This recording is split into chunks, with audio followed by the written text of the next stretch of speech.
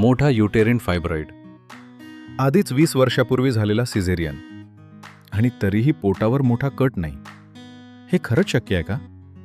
ही patient अत्याधुनिक स्त्रीरोग उपचारांसाठी थेट केनियाहून भारतात आली होती. तिला मोठ्या आकाराचा युटेरिन फायब्रॉइड होता. तसेच 20 वर्षापूर्वी सिझेरियन झाल्याचा इतिहासही होता. अशा प्रकारचे केस साधारणतः फायब्रॉइडचा आकार आणि आधीच्या ऑपरेशनमुळे झालेल्या स्कार्समुळे खूप कॉम्प्लेक्स मानले जातात. पण मोठा ॲब्डॉमिनल कट न घेता आम्ही लॅप्रोस्कोपिक हिस्टेरेक्टॉमी करण्याचा निर्णय घेतला.